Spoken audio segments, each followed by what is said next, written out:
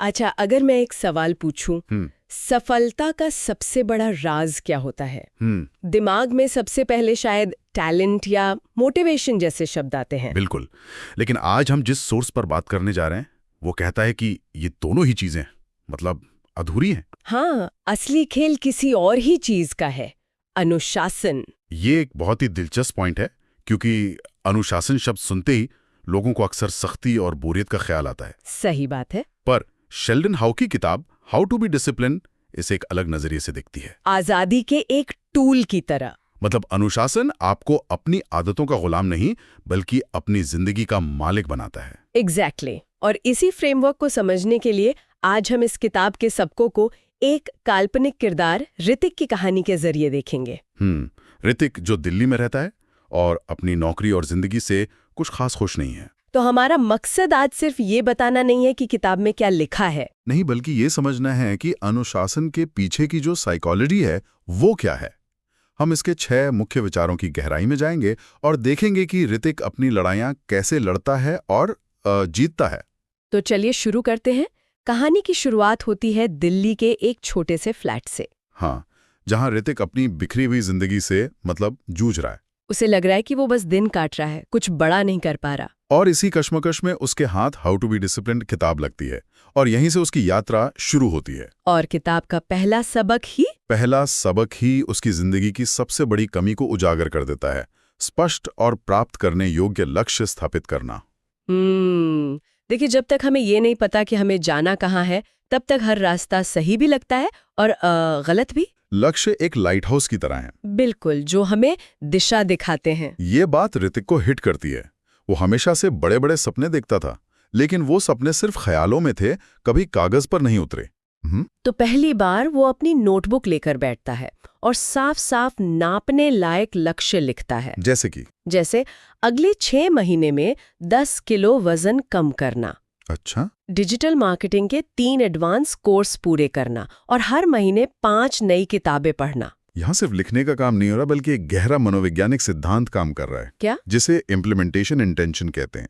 जब हम सिर्फ सोचते नहीं बल्कि लिखते हैं कि हम कब, कहाँ और कैसे कोई काम करेंगे, तो हमारा दिमाग उसे एक पक्के निर्देश की तरह लेता है। तो मतलब वजन कम करना सिर्फ एक ख्याल नहीं रहा। नहीं, वो एक तयशुदा प्लान बन गया था।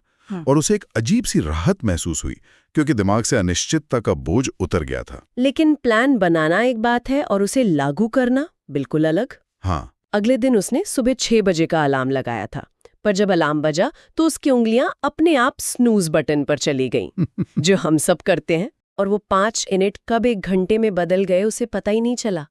दिन की शुरुआत ही एक छोटी सी हार से हुई। और यही अनुशासन की पहली परीक्षा होती है। किताब साफ कहती है कि असफलता प्रक्रिया का अंत नहीं, बल्कि उसका एक जरूरी हिस्सा है। ज्यादातर लोग यही हार मान लेते हैं, लेकिन अनुशासित व्यक्ति असफलता को एक डेटा पॉइंट की तरह देखता है। मैं फेल हो गया की जगह वो सोचता है, ये तरीका काम नहीं किया, मुझे कुछ और ट्राई करना होगा। ऋतिक भी यही करता है। निराश होने के बजाय वो एक प्रैक्टिकल कदम उठाता है। क्या करता है वो? वो अपने कमरे की दीवार पर एक बड़ा सा चार्ट लगाता है, उस पर अपने लक्ष्य लिखता है और हर टास्क पूरा होने पर एक बॉक्स में टिक करता है। एक विजुअल रिमाइंडर। हाँ, इतना ही नहीं, वो अपने फिटनेस गोल को छोटे छोटे हिस्सों में बांटता है। अच्छा। जैसे पहले हफ्ते सिर्फ 15 मिनट जॉगिंग, ना कि 1 घंटे की कठिन वर्जिश। ये बहुत स्मार्ट मूव है। और इसी प्रक्रिया में उसे एक और खूबसूरत एहसास होता है। क्या? अपने करियर और फिटनेस के लक्ष्यों में डूबे हुए ऋतिक ख्याल आता है कि वो अपने परिवार को नजरअंदाज कर रहा है। वो समझता है कि अनुशासन का मतलब सिर्फ काम में रोबोट बन जाना नहीं है, बल्कि जीवन के हर पहलू में संतुलन लाना है। तो वो अपनी लिस्ट में एक और लक्ष्य जोड़ता है, हर हफ्ते माता पिता को कॉल करना। बिल्कुल। तो ऋतिक के पास अब मंजिल तो थी, पर मुझे लगता है मंजिल तय कर लेना आधी लड़ाई है। हाँ। उस तक पहुंचने का रोज का जो सफर है, अगर वो बेतरतीब हो तो मंजिल दूरी लगती है ना। बिल्कुल सही। और यही किताब का दूसरा सिद्धांत आता है, एक लगातार डेली रूटीन विकसित करें। एक रूटीन? हाँ। हमारा दिमाग ऊर्जा बचाने के लिए बना है। जब हर काम का एक तय समय और तरीका होता है, तो दिमाग को हर बार नया फैसला नहीं लेना पड़ता। इससे डिसीजन फटीग कम होती है। एग्जैक्टली। एक तय रूटीन आपकी इच्छा शक्ति को बचाता है और जरूरी कामों के लिए उसे इस्तेमाल करने देता है। ऋतिक ने भी तुरंत अपना परफेक्ट रूटीन बनाया। सुबह 6 बजे उठना, 6:15 से 7 o'clock तक एक्सरसाइज, फिर काम, शाम को 1 घंटा पढ़ाई और रात 10 बजे तक सो जाना। कागज पर तो सब कुछ बहुत अच्छा लग रहा था, बिल्कुल। लेकिन पहले कुछ दिन बहुत संघर्ष भरे थे। उसका शरीर और दिमाग पुरानी आदतों पर लौटना चाहता था। हाँ। पर किताब यहाँ एक बहुत गहरी बात कहती है कि प्रेरणा तो किसी भी काम की शुरुआत के लिए चिंगारी जैसी है, लेकिन जो इंजन को लगातार चलाए रखती है वो निरंतरता ही है। बिल्कुल। प्रेरणा आपको रेस की स्टार्टिंग लाइन पर खड़ा कर सकती है, पर मंजिल तक सिर्फ निरंतरता ही पहुंचाती है। धीरे धीरे ऋतिक को इस रूटीन की आदत पड़ने लगी। उसकी प्रोडक्टिविटी बढ़ गई, काम समय पर होने लगा और एक दिन उसके मैनेजर ने भी उसके काम की तारीफ की। ये उसके लिए एक बड़ी जीत थी। लेकिन मेरे मन में एक सवाल आता है, क्या एक सख्त रूटीन रचनात्मकता मतलब क्रिएटिविटी को खत्म नहीं कर देता? यह एक बहुत बड़ा मिथ है। किताब के अनुसार रूटीन रचनात्मकता का दुश्मन नहीं, बल्कि उसका सबसे अच्छा दोस्त है। अच्छा, कैसे? जब आपके दिन का एक ढांचा होता है तो आपका दिमाग बाकी समय में आजादी से सोच सकता है। आपको ये चिंता नहीं करनी पड़ती कि कब खाना है या कब वर्जिश करनी है। वो सब ऑटो पायलट पर होता है। हाँ, हालांकि इसका मतलब ये नहीं कि रूटीन एक जेल हो। किताब कहती है अलाउ सम फ्लेक्सिबिलिटी। जब दोस्त मूवी के लिए बुलाते हैं तो ऋतिक सीखता है कि कभी कभी ब्रेक लेना भी उस रूटीन का ही हिस्सा है। संतुलन ही कुंजी है। तो रूटीन और लक्ष्य दोनों अपनी जगह पर थे, लेकिन एक असली चुनौती अभी भी बाकी थी। क्या? एक दिन ऑफिस से थककर घर आने के बाद ऋतिक ने सोचा कि थोड़ा आराम किया जाए। उसने टीवी चलाया और देखते ही देखते अनजाने में 3 घंटे बर्बाद कर दिए। उसे अपनी पुरानी आदतों पर लौटने का बहुत अफसोस हुआ। और यही किताब का तीसरा सिद्धांत काम आता है, आत्मनियंत्रण को अपनाएं। Self control. हाँ, पर यह सिर्फ इच्छा शक्ति या विल पावर का खेल नहीं है। किताब यहाँ एक दिलचस्प बात पर इशारा करती है, जिसे मनोवैज्ञानिक ईगो डिप्लीशन कहते हैं। अच्छा। उनका मानना है कि हमारी विल पावर एक मसल की तरह है, जो दिन भर के छोटे छोटे फैसले लेने से थक जाती है। इसीलिए ऋतिक के लिए दिन के अंत में टीवी के सामने खुद को रोकना इतना मुश्किल था। एग्जैक्टली। उसकी विल पावर की मसल उस दिन के लिए थक चुकी थी। अच्छा, तो इसका मतलब ये हुआ कि सिर्फ विल पावर पर निर्भर रहना काफी नहीं है? नहीं। तो ऋतिक ने क्या किया? उसने अपनी विल पावर पर बोझ डालने के बजाय अपने माहौल को बदलना शुरू किया। Environment design. हाँ, उसने फोन से गैर जरूरी एप्स डिलीट कर दी और स्क्रीन टाइम लिमिट सेट कर दी। जंक फूड घर में रखना ही बंद कर दिया। प्रलोभन से लड़ने के बजाय प्रलोभन को ही रास्ते से हटा दिया। बिल्कुल। और एक और बड़ा टेस्ट तब आया जब उसके दोस्तों ने उसे एक पार्टी में बुलाया। उससे पता था कि अगर वो गया तो उसका अगले दिन का रूटीन बिगड़ जाएगा। ये एक मुश्किल फैसला था, लेकिन उसने ना कहा। और अगले दिन जब वो समय पर उठा तो उसे अपनी इस छोटी सी जीत पर बहुत गर्व महसूस हुआ होगा। बिल्कुल। किताब कहती है, हर बार जब आप एक तमन्ना का विरोध करते हैं तो आप उस व्यक्ति के और करीब आते हैं जो आप बनना चाहते हैं। आत्मनियंत्रण की मसल थोड़ी और मजबूत हो गई थी। हाँ। तो अब ऋतिक के पास लक्ष्य थे, एक रूटीन था और आत्मनियंत्रण भी। लेकिन फिर भी एक समस्या थी। क्या? काम करते समय उसका मन अक्सर भटकता रहता था। वो या तो अतीत की गलतियों के बारे में सोचता या भविष्य की चिंता करता। मतलब वो उस पल में पूरी तरह मौजूद नहीं रह पाता था। हाँ। ये एक बहुत आम समस्या है और इसका समाधान किताब के चौथे सिद्धांत में है। माइंडफुलनेस का अभ्यास करें। माइंडफुलनेस यानी सचेत रहना। इसका मतलब है बिना किसी जजमेंट के वर्तमान क्षण में जीना।